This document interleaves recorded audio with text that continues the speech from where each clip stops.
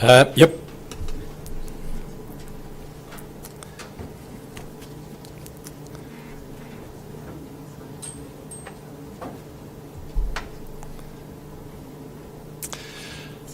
Good morning, ladies and gentlemen. Welcome to our seminar. This seminar starts with a question: are human trafficking and kidnapping linked in South Africa? We are fortunate that we have a panel that I'll soon tell you more about to discuss this. I think the problem that we encountered when we started off by planning the seminar was about the problems we have with our official statistics around the prevalence of human trafficking. And also there are cases that are often listed under other crimes, such as kidnapping, domestic violence, abduction, and so forth. And as part of this confusion, or rather it's understandable that we have this confusion, because kidnapping and abduction often is a means through which trafficking in persons can be perpetrated. But as I said, we are fortunate. We have a panel of practitioners and experts to help us discuss this and to also clarify these concepts and the confusions around it. We are waiting for one speaker only. He has been caught up in traffic, but we will work in the meantime with the presenters that are here. We will start with Advocate Rasiki Bika. She's the Deputy Director for Public Prosecutions in Gauteng. In a moment, the speaker that we are still waiting for is Lieutenant Colonel Jagwa. He's the Provincial Coordinator, Illegal Migration from the DPCI in Gauteng. We have Kirsten Hornby, she's Global Advocacy Director, Love Justice International. Lumka Tebu, I hope I have that right, Lumka. She is the Resource Line Case Manager, A21, and I'm certain she will explain what this means, Lumka. And also South African Human Trafficking Resource Line in Cape Town. And then our last speaker, Dr. Marcel van der Walt. He is is from Forensic and Criminal Investigation Science Department of Police Practice at UNISA. Marcel also assisted me in putting this seminar together, and I'm looking forward to his presentation as well as the others. And as Richard explained to our speakers, when we conduct or listen to the presentations, the normal Chatham House rules will not apply. So because it's live broadcast, and I also want to welcome our online viewers to this occasion. But during the question and answer session immediately after the main presentations, of course, those rules will apply, and you will only be able to quote the speakers with their permission. If they do not get permission, obviously you won't be allowed to quote them outside of this venue. So without any further ado, can I then ask Advocate Bika to come to the podium and do her presentation. Thank you very much.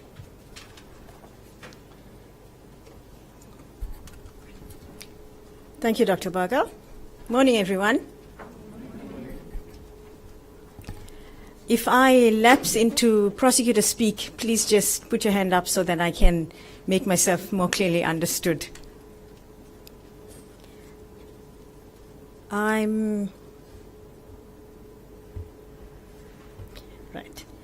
To give you some idea, I'm a prosecutor. I don't go to court as much as I'd like to, but what I'm doing at the moment is, part of my portfolio is dealing with trafficking in persons matters. We are fortunate in South Africa, actually, at the moment, because, as you can see from there, we have an act dealing with trafficking in persons. This came into effect on the 9th of August, 2015, so very, very recent. And of course, the date for South Africans is an interesting date. It's National Women's Day. That's the date that the Act came into operation. Prior to that, we had lots of different offenses, and one of the things that is mentioned, particularly by Dr. Berger when he contacted me about this matter, is the fact of the kidnappings, the spate of kidnappings that we've been experiencing in this country. Maybe we're only noticing it now. Maybe there were lots of kidnappings before. I'm not exactly sure. But definitely there's attention and people seem to be focused on it. So it's interesting for us that we have the Act and that the Act is available for us. As you can see there, I'm mentioning there that from Section 4 to 14, it provides for the offenses of trafficking and extraterritorial jurisdiction and penalties. Lawyers would know extraterritorial jurisdiction means this, simply. If I am in this country and I am a lawyer, I can only do cases in this country. I cannot prosecute a case or an offense that's happened in another country beyond these borders. But this Act provides that such a thing can be done. So it is, one must see this as being very progressive and taking account of the trends or the changes in crime.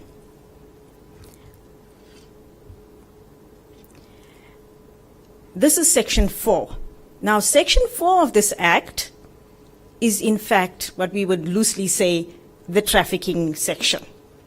I'll tell you just now why they're in different colors. The first part, the green, any person, and you see it uses lots of different terms. It's covering lots of different acts, delivering, recruiting, transporting, transferring, harboring, selling, lots of different words. Moving a person, it says they're receiving another person within or across the borders. So let's just stop there for a moment. When you and I watch TV, we think it's always somebody who's brought from Thailand, who's brought from Russia. No. And we have cases, and I'll quote them to you just now, in this country, where somebody would be trafficked from Uppington to Johannesburg, from King to Rosettenville. Those are the two cases I'll tell you about in a little while. So you do not have to cross borders for there to be trafficking. Okay? You may just want to think about that for a moment. And then, the means of. See the means that are used, different things. The threat of harm, coercion, abuse of vulnerability. I'll come back to that in a moment. Fraud, deception, abduction. I'm not sure if I covered others. Yes. Now we're using the word kidnapping also loosely. Abuse of power, payment, receiving or giving of payment, compensation. I'm going fast through this, but I'll come back to it.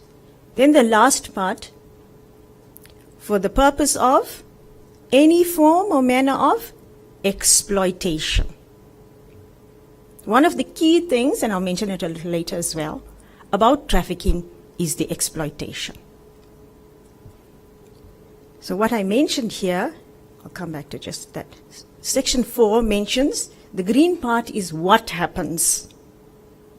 Is the recruiting, the transferring, the transporting, how it happens, the threat of the violence, the kidnapping, why it happens, for the exploitation.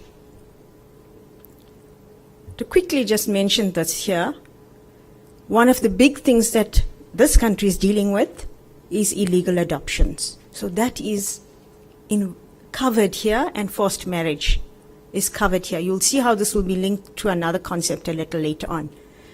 I think maybe we can be unaware of the fact of illegal adoptions and, well, forced marriages as well. So this Act also covers that. So you see how it is linked to trafficking.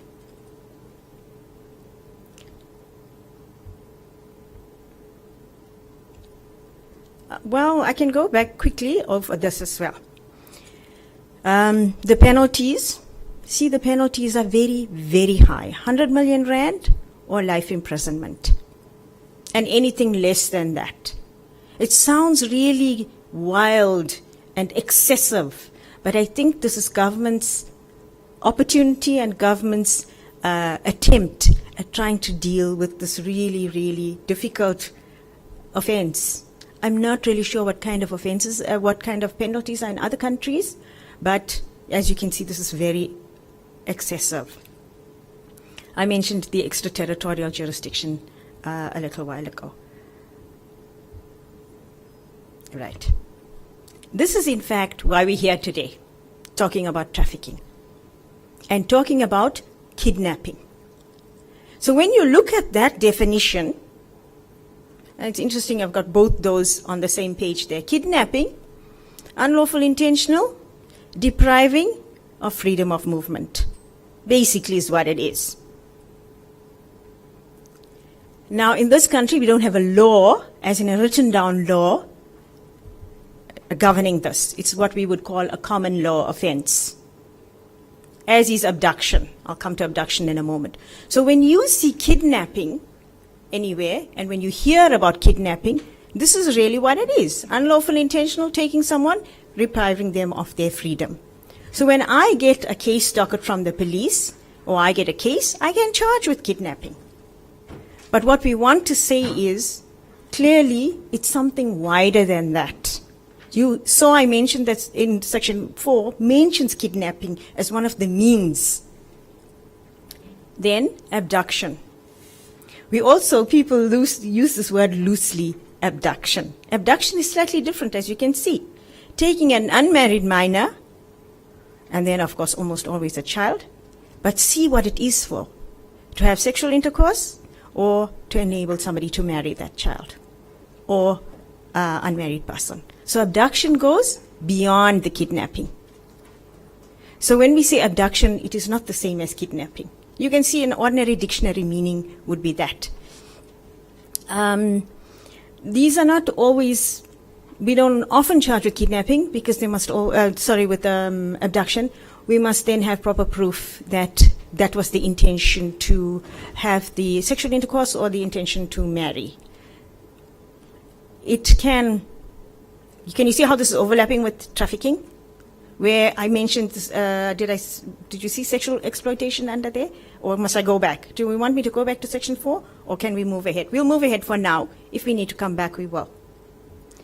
Interesting comment, interesting thing in this country. People know about this? What is Ukutwala? Now, I'm not fully au fait with all the details around it. This is a definition that you would see on the internet. It's not a criminal offense, so I've not charged with this, and I cannot charge with this. But let's quickly go through it. Practice. Understand? It is the practice of abducting young girls, forcing them to marriage, often with the consent of parents. It's a form of abduction. You now know what the difference is with kidnapping and abduction. It involves kidnapping by the man with the intention of compelling the girl's family to agree to the marriage. I say this here that it's practiced mainly in rural parts of South Africa, but one doesn't know. I'm not sure of statistics and whether it is in fact only in rural areas. Maybe ISS would be able to tell us that. But we tend to know that it is in the Eastern Cape and KZN. It probably is practiced in other parts of the country. Maybe people keep it quiet. But see how there's a range of things here that if on first sight it could actually just be trafficking for sexual exploitation. But here it's talking about consent of parents. Now, often I'm wondering whether when dockets are brought to us and people claim this, because it's an easy thing to claim, and I, as a prosecutor, can't disprove this. Because, I'll just shift over to something else. Oftentimes, when we'll say a woman is trafficked, let's say from Mozambique, which I have had experienced. Young girl, she's 16, she's trafficked with the consent of the mother. In inverted commas, consent. A woman comes to the mother, says to the mother, send her to Johannesburg with me. You know me. Send her to Johannesburg. She can work for them, but we'll also send her to school. She's 16. They give the mother 1,000 rand. This is a rural part of Mozambique. There's no money, there's no food, there's nothing. The mother says yes. She has one less person to feed, and she has 1,000 rand in her hand. They can claim consent. Is the mother even aware that she's giving consent for that? Child is then brought, and of course she was then sexually exploited when she was brought here. The one child I have was sexually exploited. The other one was for domestic service. She was used as a domestic helper. So the consent thing can also be very grey. So understand what we mean. And I'm not commenting on the right or wrong about this. I don't know enough about it. But what I do know is that as prosecutors, when we experience this, this is the defense that is brought to us. Then, going beyond Gutwala, the forced marriage. Marriage concluded without the consent of the parties to the marriage. And I think we often read about child brides, people being given in marriage as a promise or as a debt. So that kind of thing also happens. Once again, the girl herself, when she is rescued or escapes, can say, I was kidnapped. We could possibly be seeing that in the press and not know that it is in fact forced marriage. Child marriages as well. It mentions here, I was doing some reading about it, that it includes people who are formally married. They might be in a formal marriage now, and they might even be adults now, but they might very well have been in child marriages. There you can see usually the girl being less than 18 years old, and it's then considered, at least one of them is less than 18 years old, it's considered a child marriage. This is a UNICEF definition. Some of these things, I think maybe we are blind to them in South Africa, or we deny that they happen, but I think they are happening, and maybe we're not fully equipped because we deny that it's happening. But can you see how all these things, these definitions and all these terms almost overlap each other, and then can be seen, if you're looking at it with a different eye, it can be seen as trafficking. Okay. Smuggling. This is the one last thing. Interesting thing. Smuggling and trafficking are two completely different things. The last thing I say there, the key distinction between smuggling and trafficking is the freedom of choice. So smuggling is when you pay the guy to take you across the border, to walk across the river, to help you to walk across the river, walk through the Kruger National Park without the lions eating you. You're paying somebody for that. Smuggling. Okay? So fine line as well. I've done a case where they were smuggled, but as soon as they got into South Africa, they were then held for ransom. So can you see how traffickers try to beat the system? They are clever about this. They know what the law says. And my accused eventually said that. He said he knew what the immigration laws were. So they played the system, they smuggled everyone across the river from Zimbabwe. Once they got here, they said, well, you here? Apart from taking the money that they were promised, they then asked for more money. They were then kidnapped and held for ransom. Not trafficking, but going beyond smuggling. So once again, smuggling and trafficking are not the same thing. Evasion of immigration laws, smuggling is transportation-based, trafficking is exploitation-based.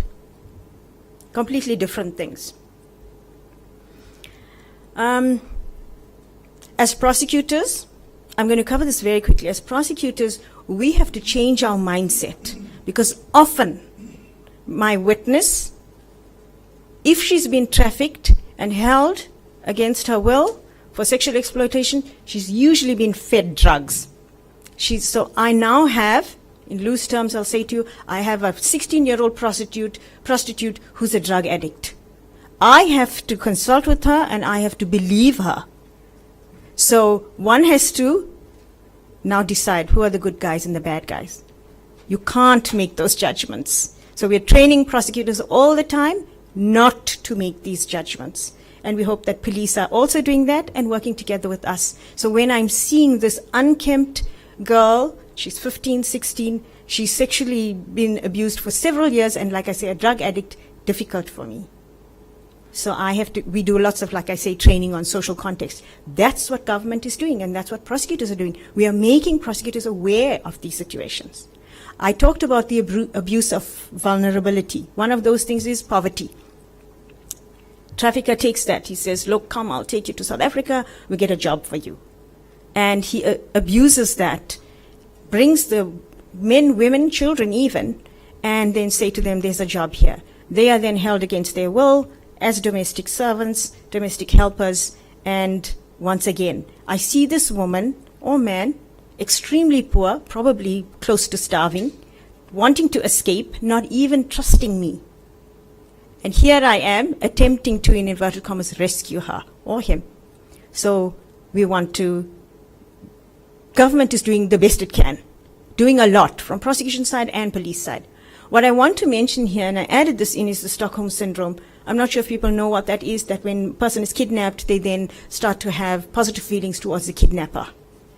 That's one of the huge things we also have to deal with, because oftentimes this person is a pimp. He's pimping out the prosecutor, pimping out the prostitute. He's a drug dealer. And so she says, he convinces this girl that she's the boyfriend, she's the girlfriend, and then she's also difficult to testify. Difficult to get her to testify. She says, he's my boyfriend. He didn't traffic me. He's my boyfriend. He gives me food, gives me money, gives me the drugs, gives me the house. I'm not on the street. He looks after me. She's now been so conditioned. So that's one of the big difficulties we also have to deal with. We also have to learn the psychological part of this. And as lawyers, it's difficult for us. And I think for the police as well. So we do lots of training with that. The one thing I want to mention here is when I say look behind the scenes. I won't cover all those things, the rest of the things. Look behind the scenes. Look behind the kidnapping, the rape, the domestic violence. When I say look behind that, so when I find a young girl who's rescued from a brothel, she says, she doesn't know, she says, they kidnapped me. Or she says, I'm locked up here and they use me, I have sex with 15 men a day and I don't get anything for it. So it's easy to just charge them with holding a brothel, kidnapping her, and maybe not rape, because one of the big difficulties we have, nobody arrests the customers in the brothel.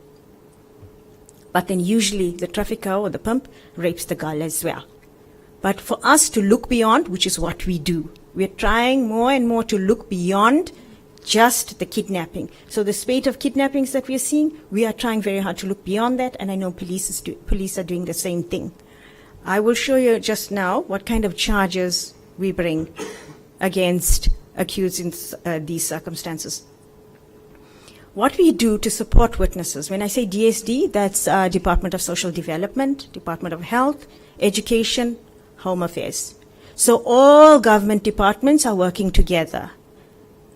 Social development to assist witnesses, get them into safety, health for the medical care, schooling, of course, because a lot of our witnesses are children, and then Home Affairs helping with getting them valid documents and getting them asylum. Because if you understand, if the person has been brought from some other country, she doesn't have any documents, she's now at risk.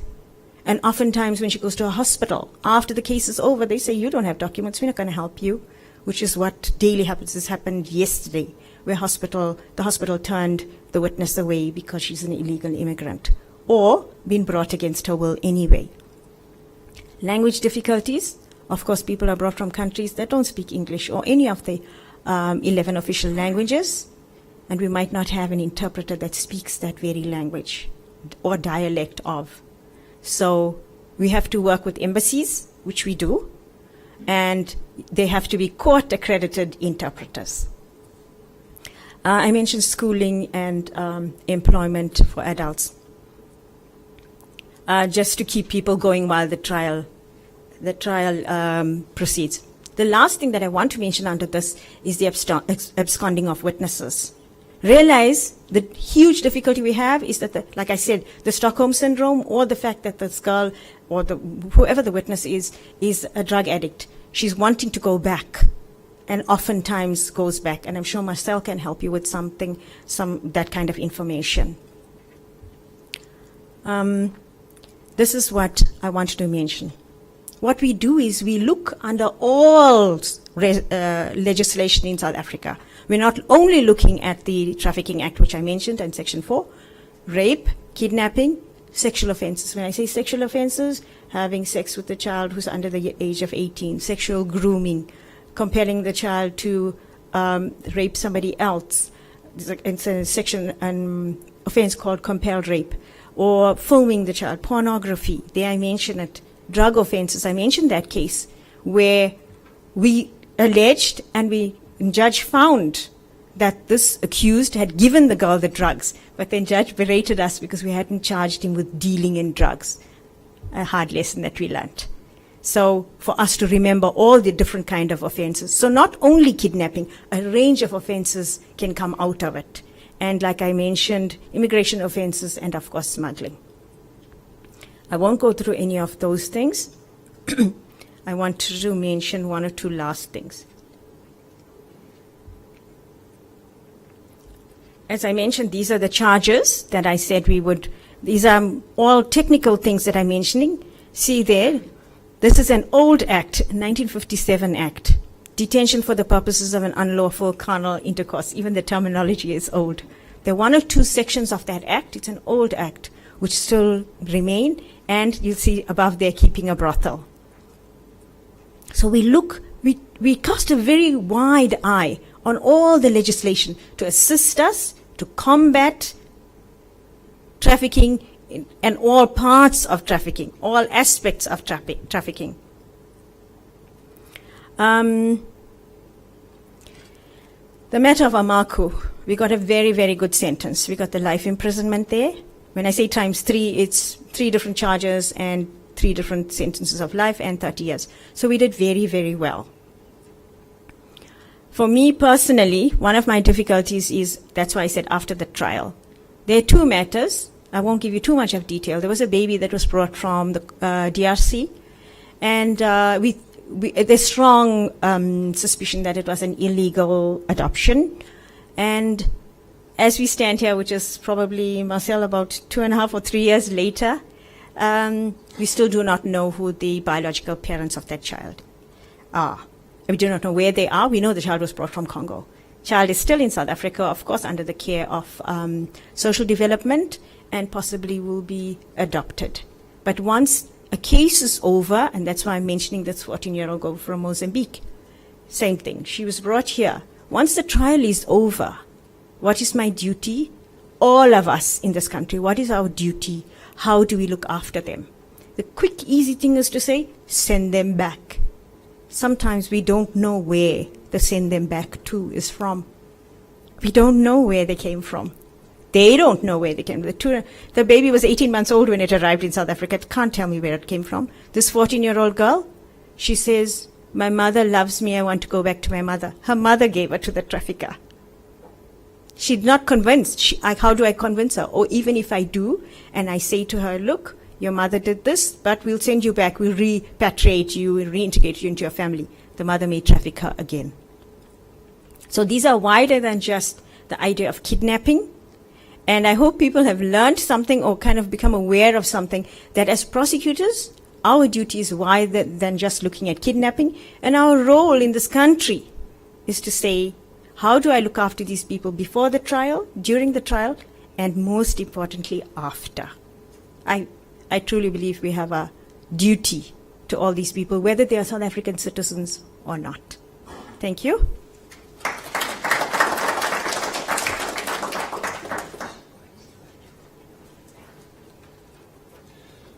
Thank you very much, Advocate Beaker, for the clarifying those often very confusing concepts.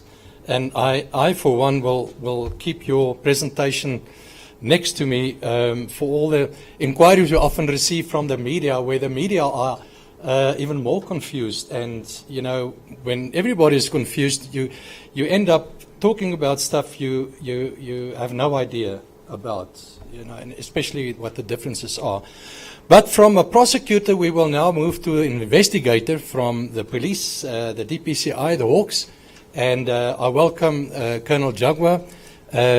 He was held up in traffic, but Colonel, we are happy that you are here, and the podium is all yours. Thank you very much. You can just press either left or right to go forward. Good morning, ladies and gentlemen. I'm sorry for my delay, but unfortunately, You know, with us in Gauteng, we have to go with the flow. Okay. Firstly, I'm Lieutenant Colonel Jaguar. I belong to the Directorate for Priority Crime Investigations. I'm currently the Provincial Coordinator for the desk called illegal migration. It is a new terminology that we are using. Basically, what illegal migration is that we've incorporated trafficking in persons together with people smuggling, and we've called this now the illegal migration desk. This is a terminology. The facts still remain the same.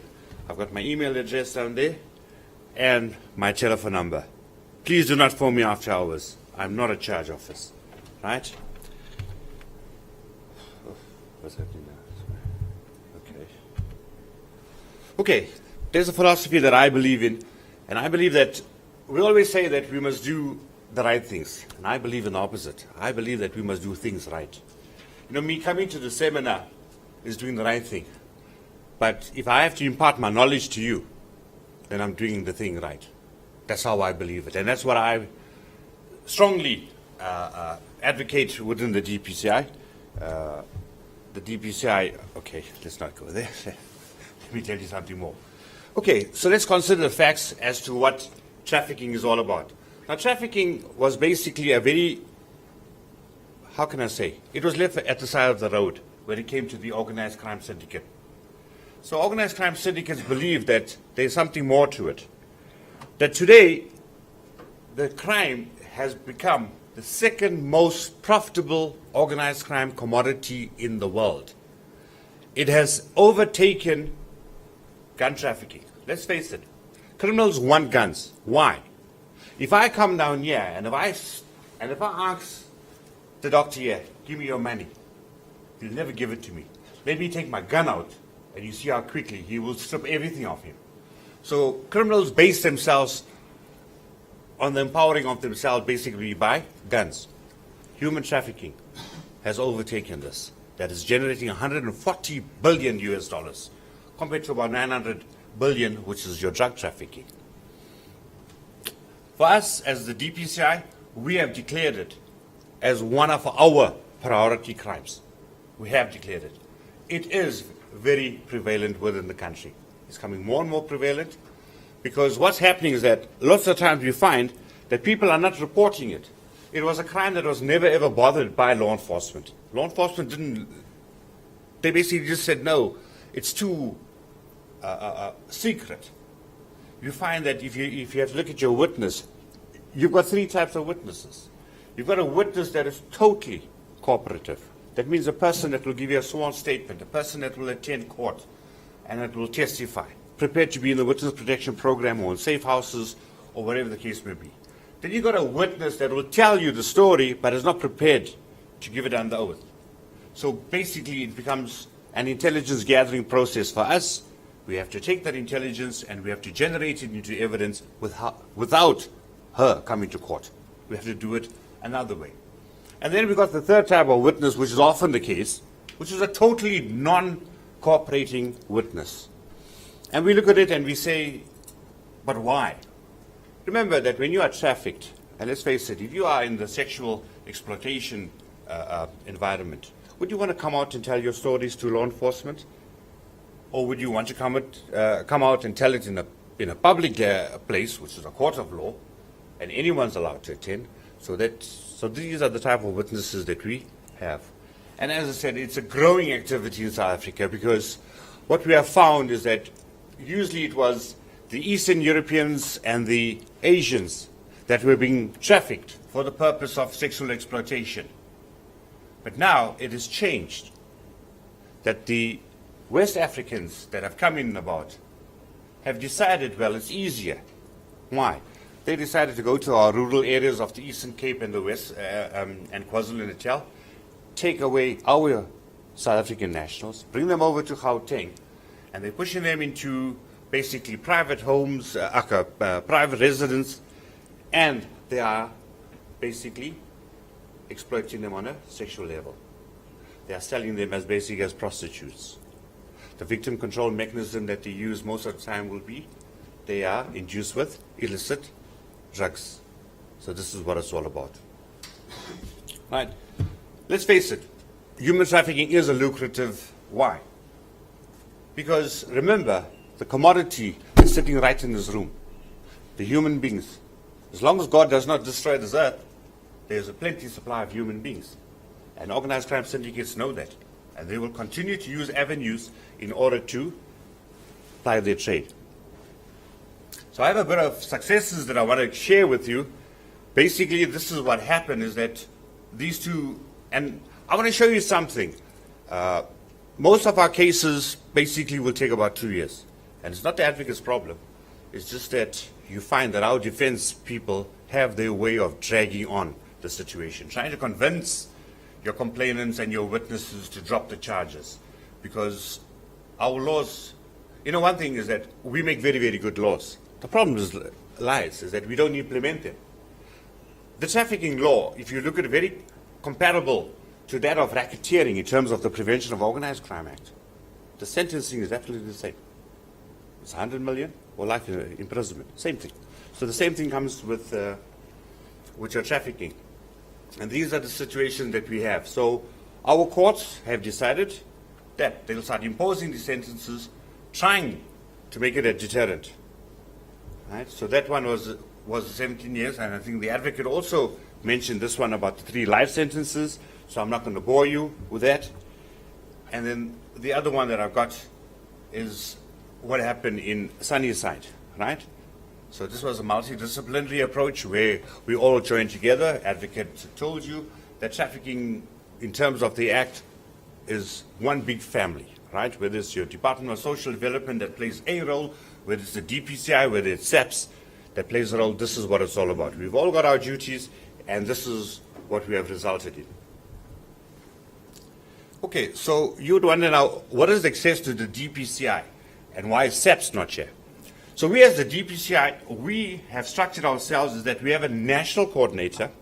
So at the moment she sits, she's Colonel Matlaba, she sits in Silverton, and she basically has her 9 coordinators. So each one of us is based in a province, right? So I'm the provincial one for Gauteng. And then within us, what we have is we have operational coordinators and investigators within my command, that I will command them in order for them to investigate a case or to attend a scene. So this is what the access that you have with the DPCI. Then you'll wonder, where does SAPS come upon the whole issue? In terms of our national instructions, we as the DPCI, we are the guardians of human trafficking matters in the country. So if you look at it, whether it's guardians or whether you want to term it boss, let's go guardians, right? So this is what it's all about. We have to monitor every single trafficking case. We have to determine whether this trafficking matter belongs to the DPCI. Now you want to know what does the DPCI do? What type of cases?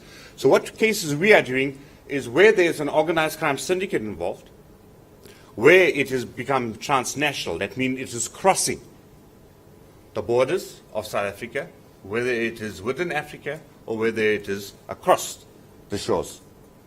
That becomes ours. The rest of it, there are single-faceted cases. We call it single-faceted. That means it's a once-off. There's no linkage where there is a proper structure that you can term the perpetrators to be a organized crime syndicate or an enterprise or an organization, whatever terminology you want to use. So what do we want to say? A little mafia. So if it's a little mafia, it belongs to us. If it's not a mafia, it goes over to SAPS to do so. Right? One of the most important things is that we have to maintain these databases. And the databases obviously plays a role for us in order for us to do future investigations. The best part is that we've gotten very, very serious about it, and that it is basically, if you look at the 2 most important people when it regards to closing of a case happens to be sitting in this room. It's myself and the advocate.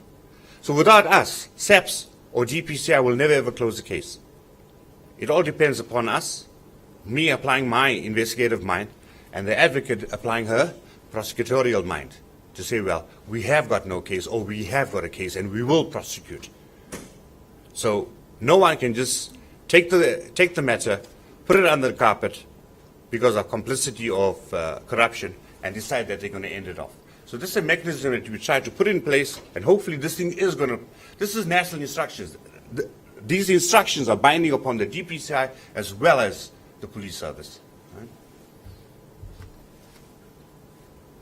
So I was told also that we must also go over to the kidnappings as well, because they say that there is a linkage between the kidnappings and the trafficking. So I looked at the act and I said to myself, well, there is.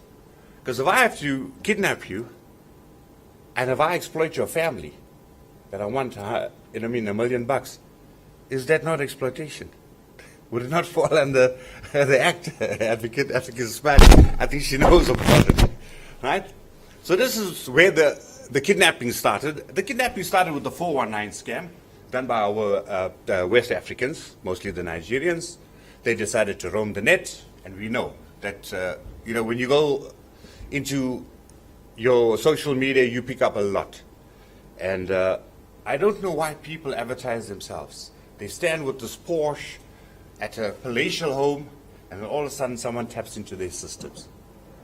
And people, let me tell you something, do not advertise yourself. There are people that are watching you. Right? So this is what they did. The Nigerians decided to do that, and they'll phone you and they'll tell you, Sultan so-and-so that lived in Dubai, he died.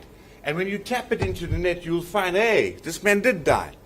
And then he tells you, well, I've got 5 billion that I need to move from X place into South Africa.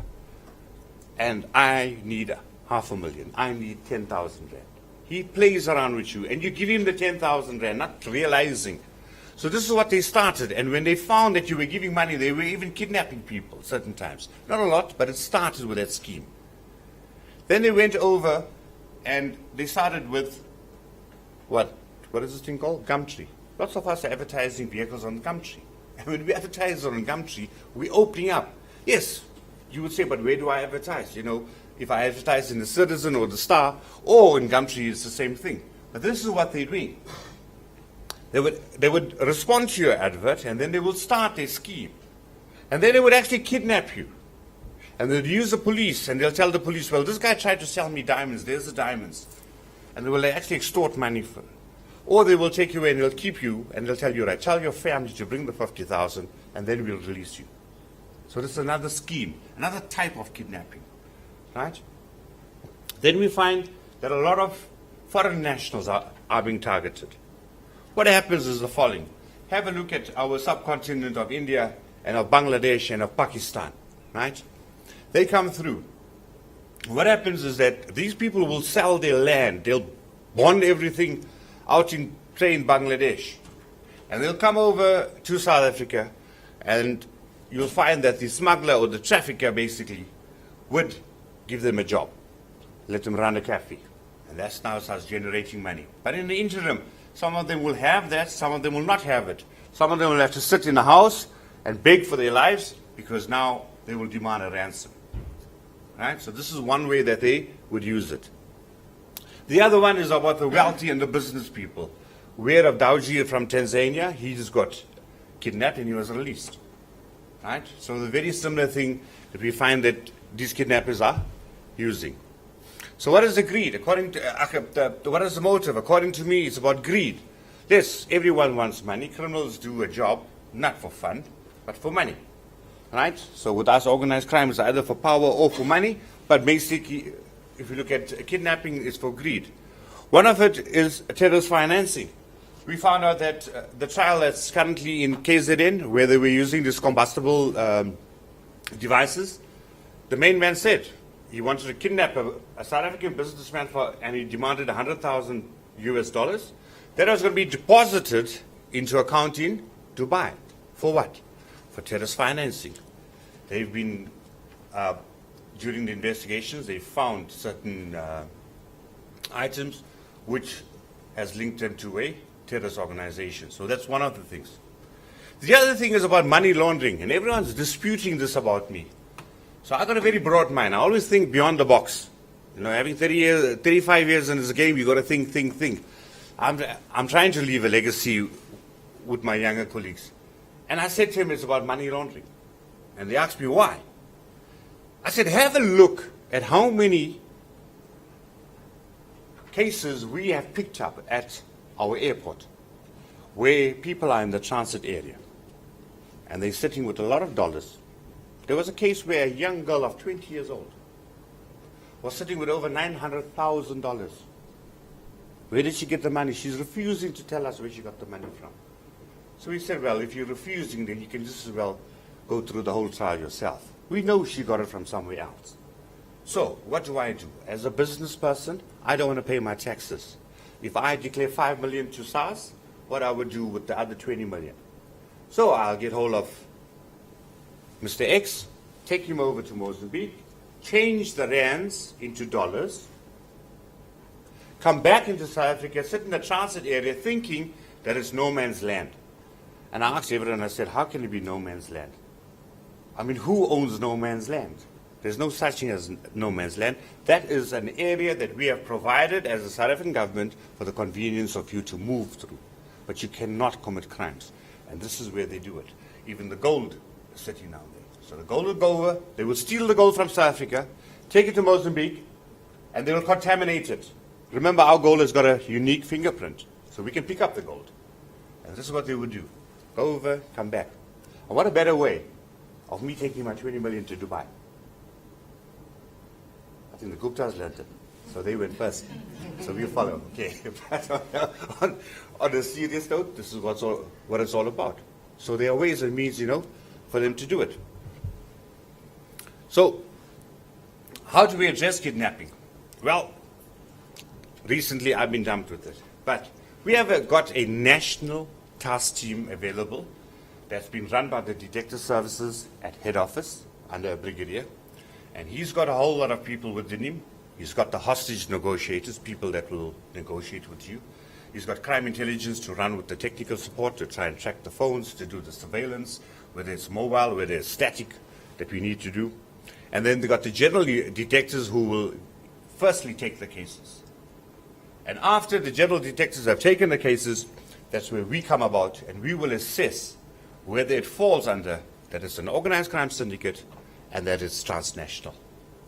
At certain times, if it's a prominent, if the person is a good friend of my general, probably they'll tell me, Jaguar, you need to investigate this. So this is what happens down there.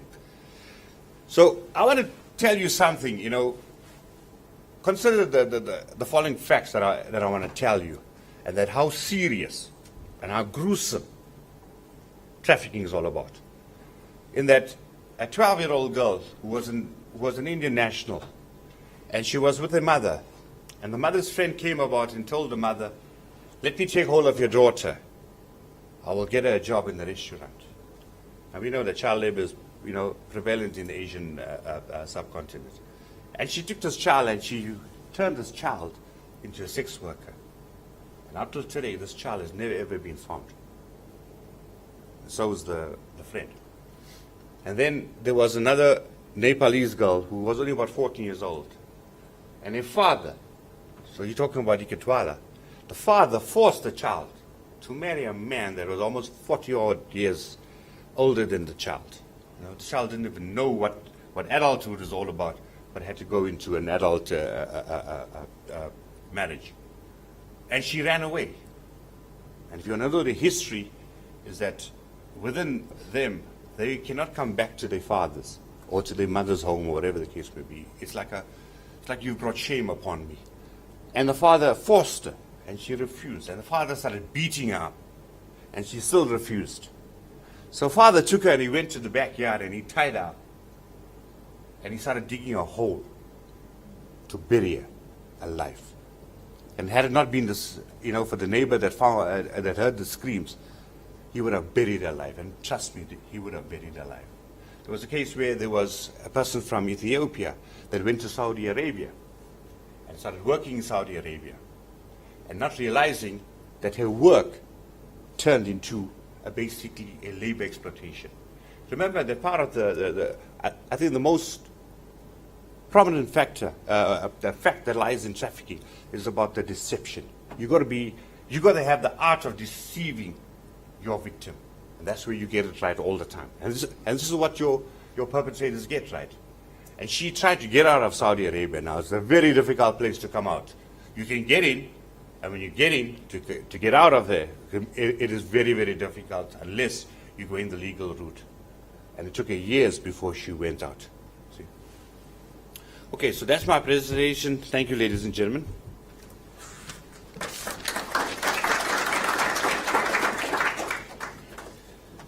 Thank you, Colonel Jagwa, for that presentation. You've got me worried when you spoke about the Porsche. I also drive a nice car. It's not a Porsche, and I'll have to talk to you about this. I'm thinking I should sell it. But thank you for your presentation. We have had a prosecutor's view. We've had investigator's view, ladies and gentlemen. Now we have two very interesting speakers. They will introduce their subjects and tell you where they come from. We will start with Kirsten Hornby, and she will then be followed by Lumba Kebo. Thank you, Kirsten.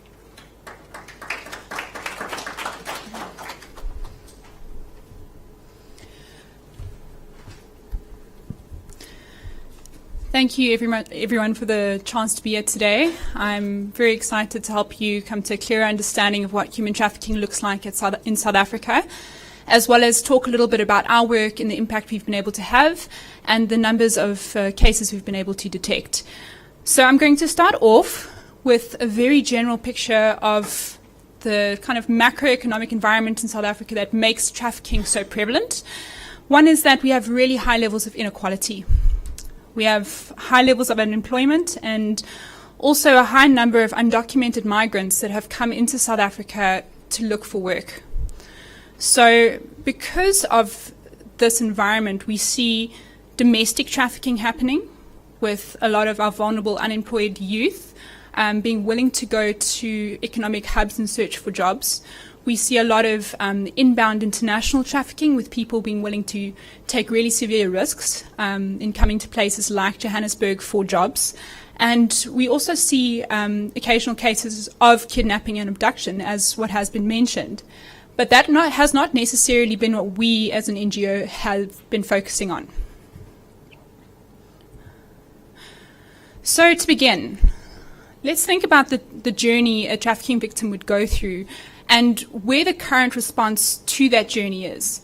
So if you were to look above the red line, that is the trafficking process before someone enters into the criminal justice system. So you've got your recruitment, your transportation, entrapment, exploitation. And then if they are lucky, they are then identified and are taken from the process of identification, hopefully all the way through to conviction or potentially getting compensated.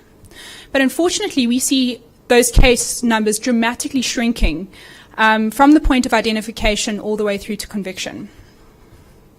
If we want to have a look at the reasons why this is the case, one of the biggest contributors is that cases are not being identified. So whether that's because the national policy framework hasn't been implemented yet, resulting in your frontline law enforcement not being trained, or whether it's us as community members not being aware and identifying and reporting those cases, or whether it's victims themselves not self-identifying as victims and knowing that they have the ability to report to law enforcement. This is obviously an estimate when we say over 90% of cases are not identified, but when you see later the volume of cases we've come across versus the number of prosecutions we've seen, the difference is quite staggering. The next point is what has already been touched on by two previous speakers, is the very, very high absconsion rates we see of victims once they're identified. And that can be for a variety of reasons: fear, intimidation, drug use, which could potentially make them an unreliable witness, to them being foreign nationals and just wanting to go home and be reunited with their family.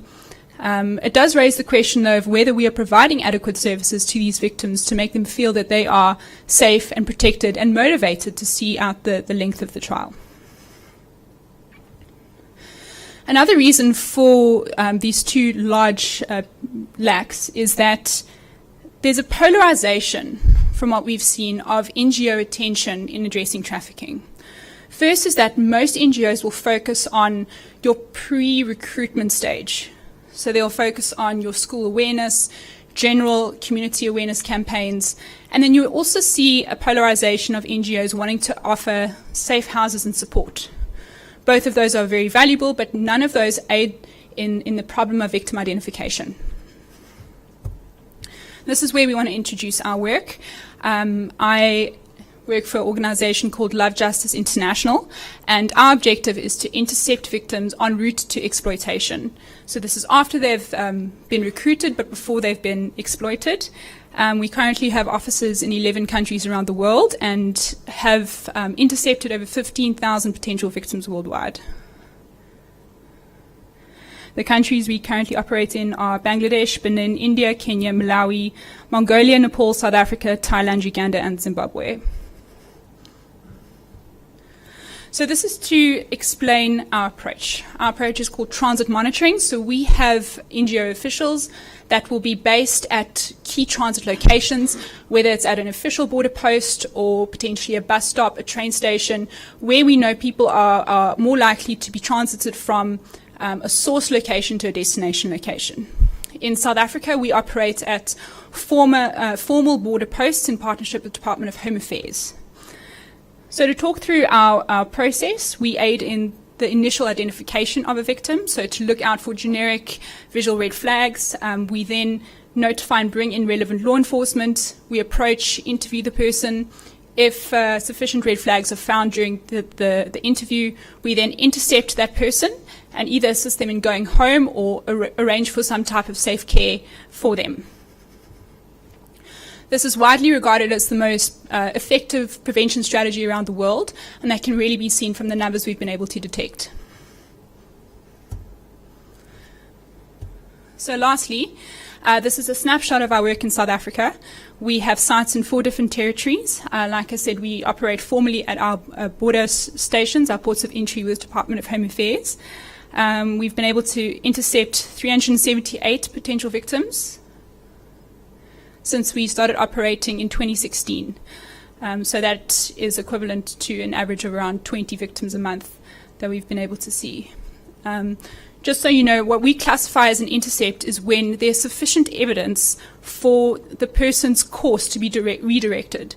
So either they're going to be traveling abroad and they are kept from traveling, or the victim, they themselves realize the situation they're in and opt out of their travel plans. If we look at the demographics of our victims, 71% of them were female.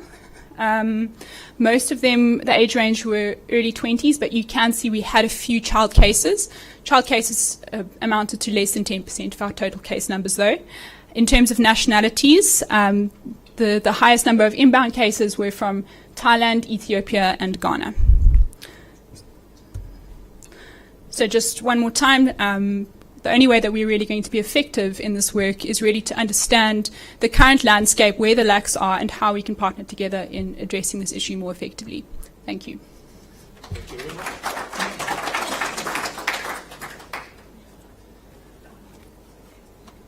Thanks, Kirsten. Lumka will now follow up on that presentation. Good afternoon, ladies and gentlemen. Once again, thank you for this opportunity just to come and share our insights in terms of the work that you do. As Dr. Johan has mentioned, my name is Lumka Tebo. I'm from Cape Town, working for A21. I'm a social worker by profession, and my current role with A21, I'm a call specialist, and I do case management with our hotline, and you'll see as I take you through the presentation. So what does A21 stand for? We abolish slavery everywhere, forever. So we have been in operation for 10 years as a global NPO. We have started in 2008 with our first office in Greece, and our South African office was established in 2013. So I'll just try to move as quickly as I can because I want to really capture everything for you. You could find us in 12 different countries, and we are operating in 14 offices globally. For now, in the African continent, we are only based in Cape Town, here, South Africa. So what do? We have focus. We focus on 3 R's. That is the reach, rescue, and restore. So we reach the vulnerable, and we disrupt the demand by means of awareness and education And then what we also do in terms of the rescue department, we rescue victims and seek justice against their captors. Now that is run through the operation of the National Human Trafficking Resource Line. And then thirdly, we restore survivors and equip them to live independently. So again, with the rescue department, we run the South African National Human Trafficking Resource Line, and you will see our contacts over there. We're a national hotline and operating within the borders of the country. So let me just take you through this slide first. So one would pose the question, is human trafficking a problem in South Africa? And because we're an NPO specifically focusing on human trafficking, what we've been able to identify in terms of stats based on our case data that we've been able to accumulate throughout the years that we've been in operation. So since from 2013 to 2018, we've been able to assist 131 victims and take them in as into our survivor support program. And then between 2016 and 2018, through the resource line, again, we have seen 78 successful rescues, obviously in partnership with all our relevant partners that we work with. So let's just quickly have a look at statistics. I know this one everybody's quite interested to know. So basically what we try to do in this presentation, we obviously relaying data that we have in terms of the survivors that we have worked with. So this is our global statistics. So what we have been able to identify is how victims have been trafficked, and these are some of the trends that we've been able to see in terms of how victims are trafficked. So a large percentage you would see victims are trafficked through false job advertisements, sold by family members, the lover boy method, where a trafficker or recruiter would pose as someone who wants to be intimate with the victim and only turn to actually exploit that particular person. Some are trafficked and tricked by friends, some go through, but it's a small percentage of abduction that we've seen, and others through false migrations. Looking at the South African statistics, sorry, let me just go there. What are the themes and the modus operandi that we have been able to identify? Again, it's also important to note in terms of the timeframes that we've stated there. In 2013, up to date, we have seen that a huge number of stats, 61.8 victims were trafficked through or via false job opportunities. Some were tricked by or sold by friends. And then in terms of the unknown factor, that would be statistics in terms of the information was not necessarily provided to us at the time when we might have been assisting the victim, so we could not then identify. And then some were tricked by or sold by family members, 3.05% by the lover boy method, and 2.29 in abductions, 0.76 false immigration promises. The forms of trafficking that we've been able to see, a huge percentage again. You'd see forced labor, where people are actually transported and told that they're coming to do a particular type of job, and when they get here, they're actually kept, exploited, and most of the times you'd see this visible in your factories, more in your business sector, where people are exploited and made to work enormous long hours. Secondly, you'd see in terms of stats 38.9.3 was sex trafficking, which is second largest.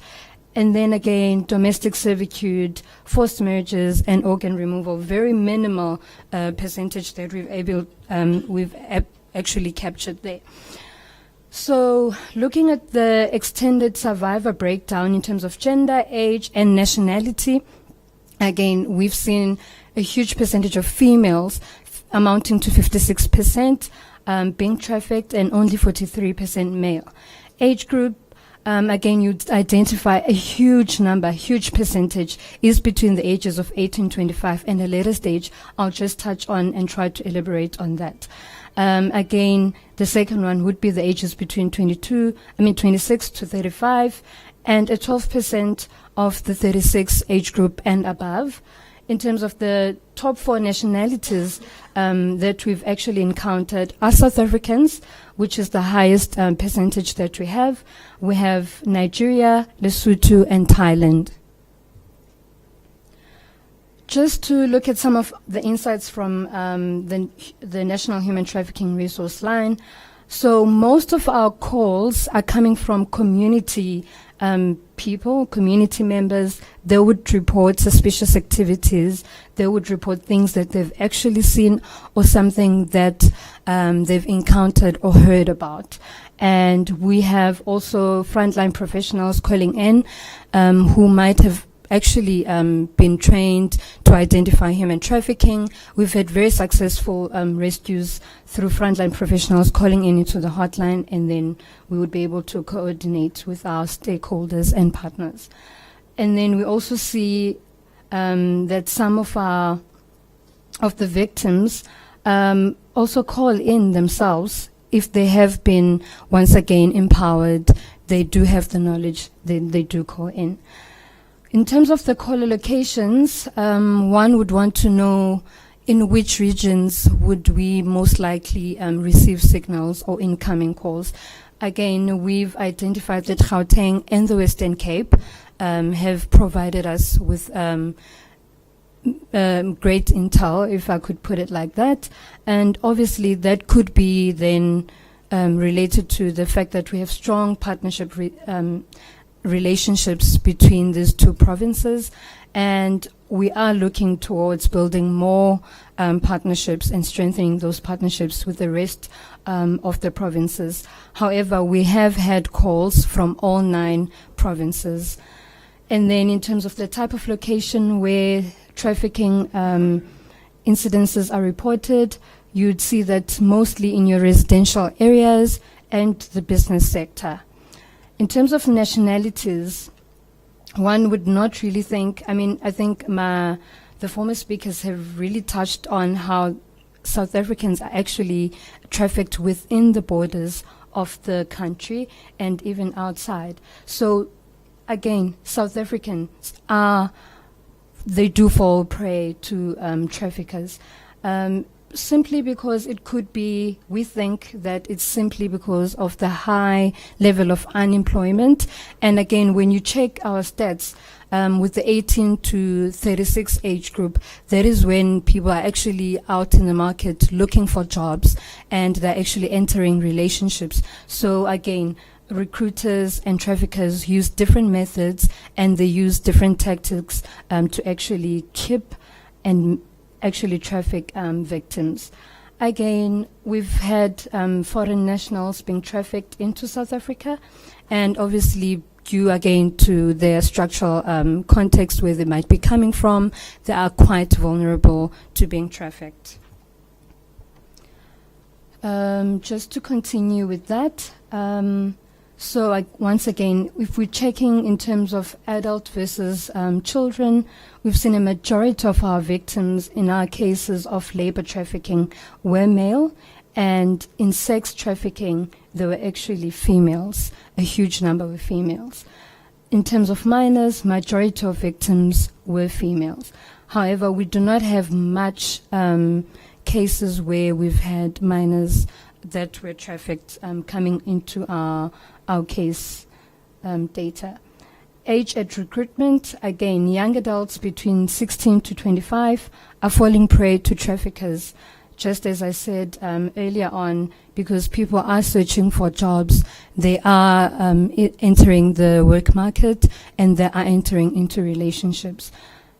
And then just looking at how, in terms of just a period, checking how long a victim would actually be in that trafficking situation, we've determined that 90% of victims were actually trafficked, or were they were in a trafficking situation for less than a year, with a small percentage of victims having been in the situation between 2 to 4 years. Again, this is data that has been taken or extracted from the cases that we've had and handled as A21. now again, just looking into the insights in terms of the methods of control that have been used. False promises, deceptions, like my colleagues have mentioned previously, physical and psychological abuse, people are coerced, victims are coerced, and especially in terms of the labor trafficking, you'd find most of the times if one is a foreigner, then their wages is withheld and the documentation is also withheld, or in some instances actually destroyed. So that is a form of the trafficker to ensure that they have control over the victim. So looking at the recruitment tactics, again, false promises, statements done or being given to the potential victim. I remember in one case, one of the girls mentioned that she was told that she would come to work at a hotel. And when she arrived here, she was actually kept in a brothel. So once again, it's a lot of deception that goes into people being trafficked. So that is their main way of actually, they use that as a main recruitment tactic, we believe. Coercion as well is a tactic that is actually frequently used by recruiters. So I would like to just give you a typical case scenario. Have 2 minutes. So we've had this case. Obviously, we've just changed the name of the victim in protection and confidentiality of the victim. So the 24-year-old South African female, she stayed in Johannesburg, and she met this Nigerian good-looking guy in a mall, who then offered her that he could arrange for her a good job at a call center in Cape Town. And she agreed because she wanted to get out of her current situation. She was a single mom of a one child, staying with her parents. She then left the child with the mother, and then she took the opportunity that was presented to her. She took a bus to Cape Town. Bus tickets were paid for, and she did not have to pay coming down to Cape Town. Upon her arrival, when she got to Cape Town, she was promised that she would go for an interview. So what this guy, this potential trafficker, did, then offered her heroin.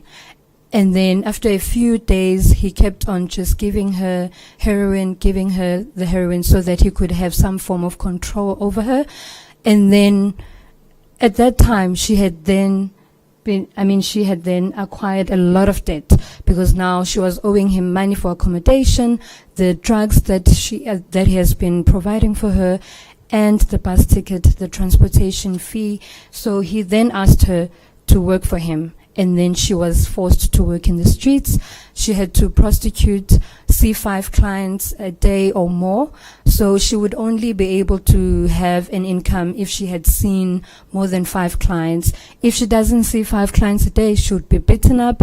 So she got sick, eventually pneumonia, because she used to work in very harsh conditions during winter time. And she then had to be taken to hospital. She was hospitalized, and she had to stay there for over 3 days.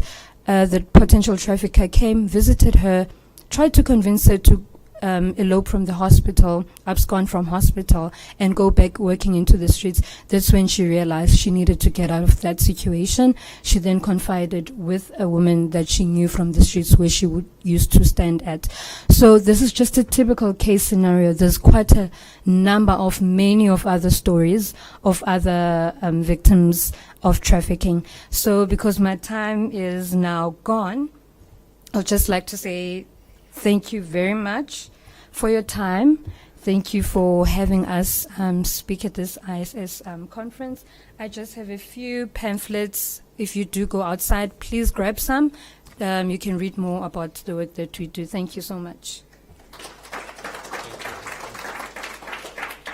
Thank you very much, Kirsten and Lumka. That was illuminating. I think very few of us, and certainly I, have had no idea either about your existence or the work that you are doing.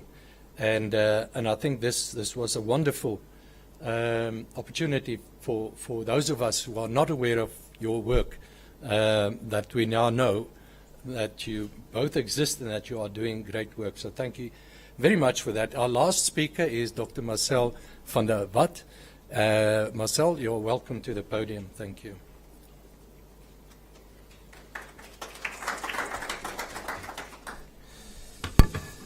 Okay, good morning everyone. Just going to put the timer on here. Great.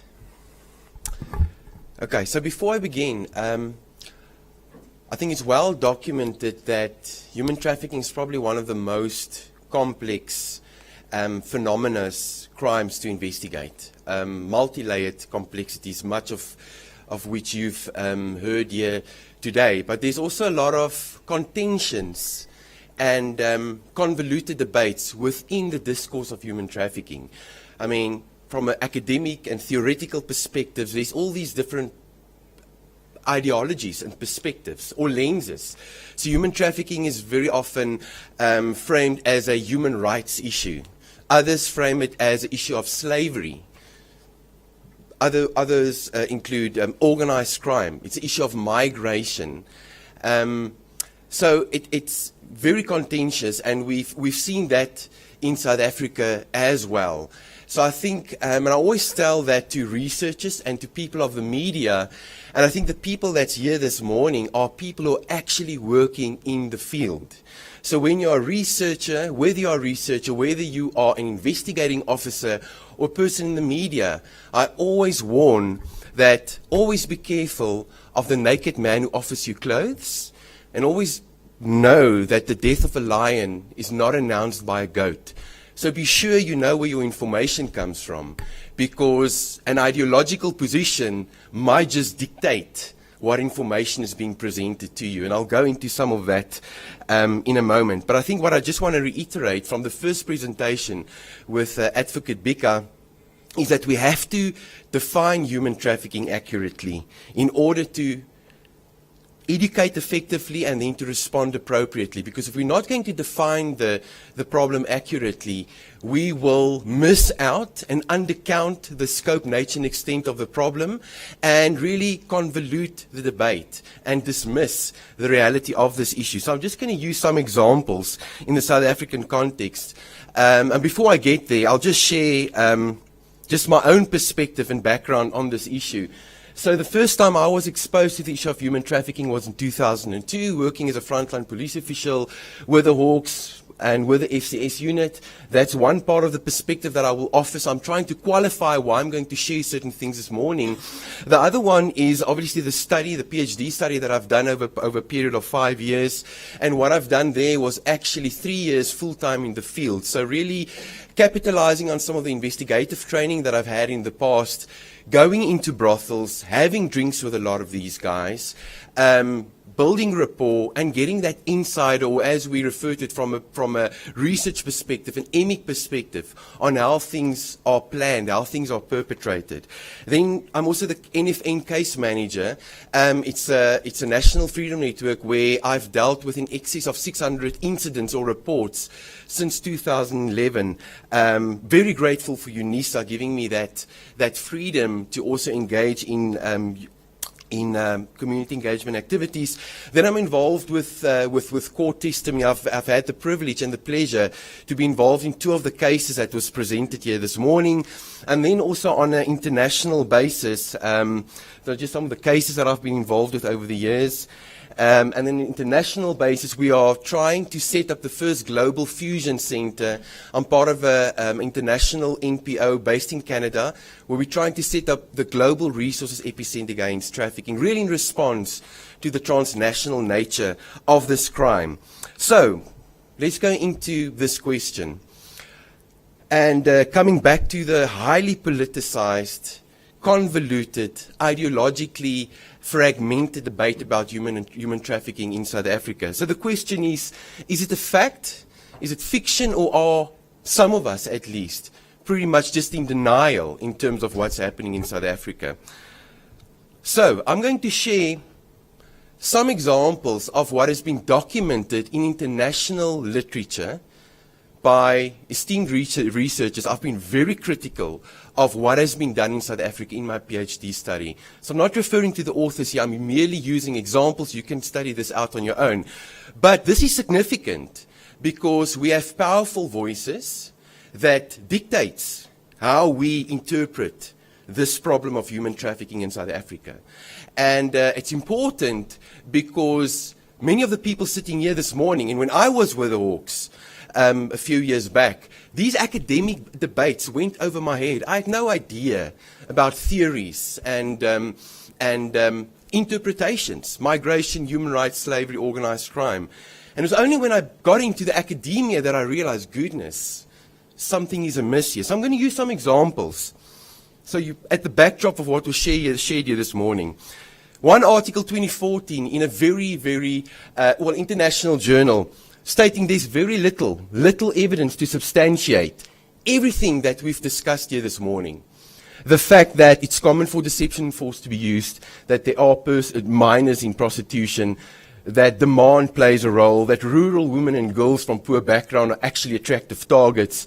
Commonsensical things, which this paper says, well, very little evidence. And it concludes with, it would appear that international pressure to comply with international obligations contributed to the creation of sex trafficking as a social problem in South Africa. Okay, that's one example. Second example, this was an article written in response to Minister Gigaba's decision about the birth certificates. And there's a whole narrative that was never captured in the media, despite me often giving comment on the media about these things, not covered. Unequivocally, in the first week in 2015, when the birth certificate issue, which was very contentious, and I do understand arguments for and against, but in that first week, we had reports, at least 4 reports, I think it was 3 in Johannesburg and 1 in Cape Town, of children that would most probably have been trafficked, that was stopped at ports of entry, most probably leaving the country. But that debate or that perspective was never offered. Instead, this is one article that was written in the Daily Maverick. It begs the question that if the minister's strategy is really about solving South Africa's child trafficking problem, why, in a style reminiscent of Saving Private Ryan, is he willing to risk the lives and livelihoods of many for the sake of the ones and twos, consistently dismissing the reality of this issue in the country? Then we have to get beyond myth and manipulation and make decisions based on verifiable evidence. Behind the politics are millions of real lives that depend on it. Yes, we understand there's a lack of empirical evidence, but that negates the fact that human trafficking is fundamentally a subversive and hidden crime which does not lend itself to be counted. It does not lend itself. Many of the victims don't even self-identify. We have frontline law enforcement officials who fail to identify cases of trafficking when victims in the miraculous circumstance actually come to report. Others go further. This is another example of 2016. This chapter traces the invention of trafficking as a preoccupation in South Africa. Lastly, once again, there's been an article that severely criticized some of this research, arguing that some of this scholarly work has fundamentally truncated the definition of human trafficking. And basically, by truncating the definition, undercounting the scope, nature, and extent of the problem. In my thesis, and my supervisors here today, Prof. Rika Snyman, very brave lady, but what is astounding and a salient point in all of these discussions which dismiss the problem is that a fundamental part of the definition is just conveniently left out, the abuse of a position of vulnerability. And as Advocate Bika shared this morning, that means when a person submits to exploitation because he or she believes that there's no reasonable alternative to submit, that is trafficking. And those predisposing factors include social circumstances, economic circumstances, being addicted to drugs, being a minor, and being illegal or undocumented in the country. Those are predisposing factors. So if any of those factors or a combination of them are present, and because of those a person submits to exploitation because they believe there's no reasonable alternative, we have a trafficking situation. And by conveniently leaving that definition out of this ideologically tainted debate, we undercount the problem and we've effectively truncated the definition. And this one chapter speaks about the law that is based on mythology. Very, almost ludicrous. Other very contentious issue that we are struggling with globally is the problematic discourse around agency, especially in the sex trade. So there is this very sanitized conversation about, well, you either want to be a victim of, or you're either want to be a person in prostitution or sex worker, or you don't. So it's this clear, very clear, sanitized delineation. And I would argue it's an absolute false dichotomy. We're not working here with an either-or problem. Human trafficking, exploitation, subjugation, exploitation of vulnerability is not an either-or problem. It's a both-and problem. And if we do not acknowledge the complexity of agency by looking at each and every example, understanding the wider social context within which abuse happens, and we continue the narrative of dismissing these complexities, it raises major ethical issues. So I'm just sharing this with you guys to be aware of this when you read these articles. Just an example of a complex agency issue. Because we see a lot of women, now just going to this, there's much to say about labor trafficking, but I'll just share this one example about agency in the sex trade. So we see a lot of these women, and I've been in many of these brothels, where people would actually sit, and there's a whole story to be written in a book about that and how that comes about in the information that I gather in that way. But what would happen, you would actually converse with people who have this appearance of, well, everything is okay, no disclosure of abuse at all. But once you tap into the lived experiences and the history, then it poignantly satisfies the definition of trafficking. So I'm just going to use this one example where I asked this victim. Now, she was trafficked out of a shelter at the age of 16. And I asked her, so were you ever able to run away? And this was her response: yes, but the fear and fear to change. It was not only the fear of Nigerians, it was the fear of me changing that life that I've already living. Because I was scared that if I run away, what's going to happen to me? What am I going to do? I started drugs when I was 16. I'm not qualified for anything. Will I ever get a job? A lot of things come into your mind. Then you rather let me stick to this life that I know that I'm living, or even that I'm used to, even if I die. She continues. So I realize that most of us, we are scared to change into that life because of the fear, a fear of change, because I'm so comfortable in me getting up at 5 o'clock, take my bath, and Nigerians say, there's your wake up. Then I smoke it, and I stand in the street, and I know I will make money the whole night. Daytime I sleep. So I'm used to that. Now what's going to happen to me? How am I going to live? And the other thing, you get into your brains that once you are hooked on drugs, you'll never stop, and that thing also haunts you. How am I going to survive with this thing? Because if you don't smoke for 2 days, your whole body, you can feel it. You get sore, you get cramps, it's a very hard thing to fight. So all those things, they come into your mind, they build in, and you realize, me, I'd rather stay. Does this show you how complex agency can be in identifying a victim of trafficking? For a person to self-identify, it's a false dichotomy. Be aware of that. Saying it's either or. You either want to, either don't. I'm not saying that this should be conflated, because it cannot be conflated. What I'm saying is these two phenomena, the sex trade, prostitution, seamlessly interweaves with human trafficking. And sometimes it's very, very difficult to see the boundary between them. Okay, so the main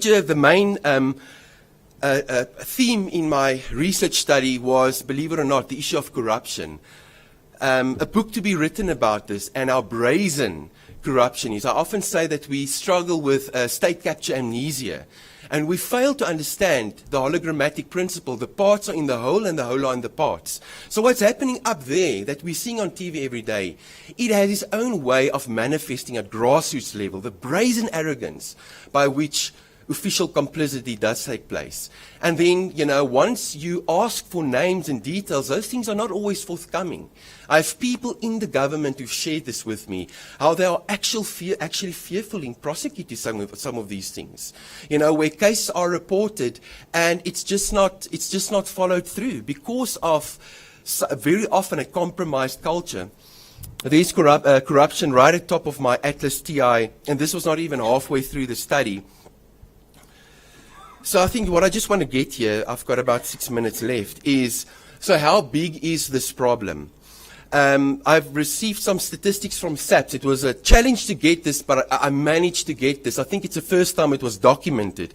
But if you look at the Sexual Offences Act, which was active between 16 December 2007 and the 8th of August 2015, for that period, on the CAS system, which is a crime administration system for the police, a mere 188 cases was reported. 2 years later, from the 9th of August until the 12th of December 2017, 2,132 cases in a 2-year period. Now, we need to acknowledge there's a lot of questions about the legitimacy and the veracity of statistics on human trafficking. We also know that a lot of human trafficking cases are subsumed under cases such as domestic violence, kidnapping, abductions, and vice versa. So the documentation of these cases are not always accurate. But what is definitely clear here is that we are seeing a drastic increase in cases being reported, and we cannot automatically say, well, there's an increase in human trafficking. I think people are becoming more aware of it, and we will see more cases entering our criminal justice system. Another thing that we need to start interrogating is our missing persons statistics. Now, again, I'm not saying that human trafficking and all missing persons are trafficked. Absolutely not. There are many reasons why people go missing. But I think this needs to be interrogated. In the 15-year period between 2000 and 2015, 23,800 adults, we don't know where they are. Okay? So yes, it might be that a person was found, it was not reported as such, but the fact is these cases are still cold. We don't know where these adults are. For the same period, 3,957 children, but we do not know where they are. And once you are in the field, once you understand how communities often work, you understand that there's a significant, and the ICC has done great work about this, around this, there's a significant trust deficit. So we have parents who actually choose, well, I'm not going to report my child missing, because the trauma of engaging with SAPS is just too great to bear, and they don't even report. So there's a significant volume of cases not even reported. So it gives us understanding that, you know, there is so much that remains to be explored here. I'm just going to give you some narratives. Some human trafficking story sounds like a movie. And this is a prosecutor saying this to me. I'm sorry to say this, but people will listen to this and they think, no, this could never be happening. Because it comes across as almost sensational. You know, some of these stories or these events sound so incredible that the person telling it becomes incredulous. And that's another problem we have. So they stand there referring to the police, and it sounds so unbelievable, they immediately make a judgment call and say, no, this person is lying to them. Another prosecutor, we have plus minus 8 other investigations running at the moment. Suffice to say that we have enough work to keep ourselves busy for a long time. Reality, we can't really get to everything properly, and many allegations are not investigated because of limited resources and manpower. Just going to use this one example. We have incredibly brave prosecutors and police officials, investigators working with these cases, and I cannot overstate it.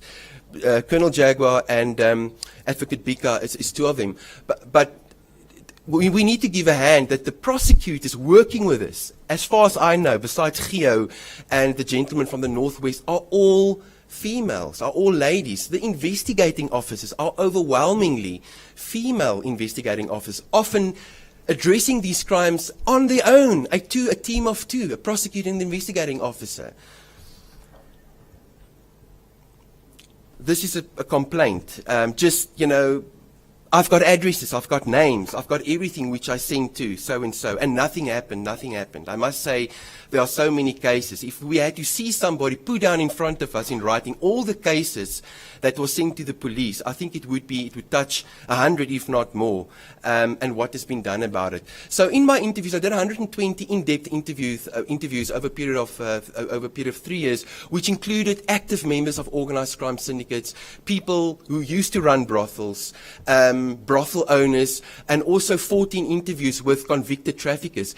And it's mind-blowing what some of these guys are willing to reveal. And when you're sitting, you involved in these cases, when you consult with these victims, and you realize when you draw up a map in terms of on a timeline and where the movement took place, we often see that only 1 or 2 or maybe 3 victims are being rescued or brought before the courts, and maybe 2 or 3 perpetrators. But once you deconstruct the narrative, you realize that this lady or the victim was moved over a period of 4 to 5 years to 30, 40, 50, 60 different addresses. And in each one of those homes, there were between 2 and 8 women in a subjugated drug-induced state that are effectively trafficked. So once you deconstruct and you quantify the qualitative, the numbers seem to skyrocket. And then you realize that we are merely getting the 1s and the 2s of perpetrators, and the large networks, loosely connected networks that are out there and are really able to ply this trade with impunity. Great work being done by authorities, but the work pales in terms of the guesstimated scope of this problem. I would strongly argue that human trafficking in our country is systemic and it's chronic. Just some practical case studies, just some of the surveillance work that I've done. So my time is almost up. This was one case where in the Eze case in which I was involved in, the victim was kept at this address as well. So there's an address. So the information was received through the National Freedom Network. So I saw this gentleman standing at the bucky there, and I just watched him, and after a few minutes, 20 minutes, I drove past him up and down, and suddenly my car broke down. So I managed to get some help to get my car pushed onto the drive and onto the side, and I was then able to have a watch on him. He was clearly waiting for something and somebody. And this was an address that was linked to child trafficking in Soutpansberg, a very affluent neighborhood. And the allegations was that the neighbors, affluent people in the neighborhood, was using some of these victims. So basically doing surveillance, and after a couple of minutes, it was a Nigerian syndicate. And these guys are incredibly, incredibly sophisticated. Those who know how counter-surveillance happens, they have done it to the T textbook. So all of these guys get out of the yard, and they circulate my car. They eventually start ignoring me because my car's still broken down, and they are all on their phones. So there are 5 guys circulating, 2 of them on that side, 1 here at the tree in front of me, and the other one around the car. And they are all on the phones at least for 10 minutes. And then after 10 minutes, this car arrived, and, the girl that was ordered out to open the gate, I guessed her to be about 15. But at the back of the vehicle, there were 2 minors, which is probably, I could see them, definitely younger than the age of 15. I still remember thinking probably 12 or 13. But this is happening 6 o'clock on a Monday evening in broad daylight. Okay. Another case, which kind of emphasizes that a lot of these stories sounds almost, too incredulous to believe. This is another case that I'm busy preparing a report for, so I'll just show you the photos. But this is typically a house. We do a brothel raid, we don't get victims, and then we leave, and we wait for the next case to come in. So I hope you can see this. So this is a house, and it's very demacare. All the clothes and everything is on the floor. But you can see there's a blue mat covering the floor. And the investigating officer took that mat away, and there's a trapdoor. And there were condoms, there were pornography, and some of the victims were abused under this trapdoor. And it's probably an area from here to the wall, underground, where a lot of these victims were kept. When the police were tipped, or when the perpetrators were tipped off, they were put under, into this slot underneath the house. What these guys also do, when this information of police raid taking place, they inject heroin and they hide the people in the roofs. So once you start speaking about these things, some of these things really become almost unbelievable. But this is the extent to which people are actually subjugated and commodified. And I can assure you that 95% of the people I've worked with over the last 16 years, women, when truly and in a sober minded say, well, do you really want to do this in terms of the sex trade and prostitution? The answer is an unequivocal no. And another thing that we're not exploring is, why don't we get research on the level of drug abuse amongst persons in prostitution in the street. Why is nobody talking about that? I think we are conveniently ignoring that fact. Men, the role of the private sector. I've been involved this year, I think, in 8 cases. In 7 of the 8 cases, Red Velvet, Escort South Africa, and Sex Trader have been implicated by victims, many of them minors. So what these guys are doing, this is adult online advertisement website, where these victims are advertised. And these guys, you might even see some of their ads on the lampposts. And that also brings in the whole issue about pornography. And I think many people, and some of them might sit in this room today, engage with pornography, not knowing that the likelihood that there are actually minors and child pornography amongst the images that you're viewing is most likely there. When you click on a rabbit hole or you click on clickbait, it usually takes you to a rabbit hole where there are child pornography. Our people, women and children, are advertised on these sites. Amateur pornography, which is far more valuable than professional pornography, is being generated and sold. And I think that's something, and these are some of the services, golden showers, brown showers. This is in Frank Umaku case, these things came out. Golden showers, brown showers, rimming, prostate play, fisting, and the last one. And then yes, then there was research stating that human trafficking never happened over the 2010 period. I testified about trafficking in 2009 in the PE courts already. This was evidence, and this is the Port Elizabeth Nelson Mandela Stadium being bought. And this is how the brothels, where trafficked victims were kept, has actually moved closer to where the stadium was built. These guys, when I testified about this 10 years ago, how these guys were planning for the World Cup, yet there was academic articles saying, well, moral panic, et al. Yet we do not interrogate, and we negate interrogating the complexity of these issues. But we often rest for a reductionist framing. I'm almost done. These are the different forms of trafficking. I'm not going to go into that. This is how convoluted the trafficking system is. I will leave that with a present at the end. And then, what needs to be done? Government-led strategy to address the demand for cheap labor and sex. Be radical about corruption, integrity testing and vetting, compulsory drug testing of our frontline law enforcement officials. Many of our law enforcement officials are addicted to drugs. Many of our law enforcement officials are in a debt bondage. And that's where the corruption happens. Okay, we need to interrogate that. The ISS can do that. Specialization and dedicated capacity. Specialization crucial. Comprehensive reporting. We need to have reports, aggregated reports on human trafficking. And not just human trafficking, missing persons. We need to know how many people go missing, how many are found. The role of the private sector, corporate supply chains, churches as criminal enterprises, and vectors for money laundering. Be aware of ideologies, obscure agendas, invest the money. We spoke about structural inequalities. And from my thesis, we can only reduce complexity by creating complexity. It sounds counterintuitive, but we need to be complex, more complex, in ourselves, in our departments, and ultimately in our response. So how do we do this? And there's always somebody cheaper. There's always a cheaper service provider. But as this shelter manager told me, we're dealing with very clever, well-organized syndicates, and I don't think we'll ever be able to beat them until we work in a very trusting, efficient network ourselves. We can't individually fight them, and so we have to become a syndicate.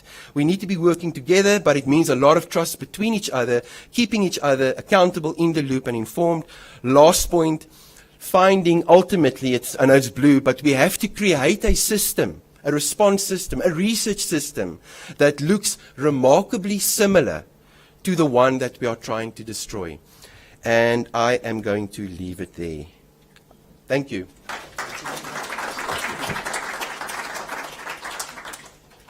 Marcel, that was highly informative, very passionate. Thank you very much for that. And thank you for delegating some of the work to the ISS. I have not come across any man before that publicly admitted to be visiting brothels.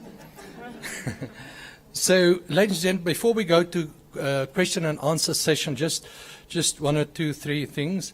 One is I want to thank our development partners. This event was made possible by the Hans Seidel Foundation, but the ISS is also grateful for support from the other members of the ISS Partnership Forum, the European Union, the governments of Australia, Canada, Denmark, Finland, Ireland, the Netherlands, Norway, Sweden, and the USA. Ladies and gentlemen, before the Q&A session then, we would love to break by 1 o'clock. We have a light lunch out there that you are all welcome to come and make use of. And also please remember on your chairs there are assessment forms. We would appreciate that if you take a moment to just complete those forms and then either leave it here in the front or give it to me. Thanks. So we will now go over to the Q&A session. We will take 3 or 4 questions at a time.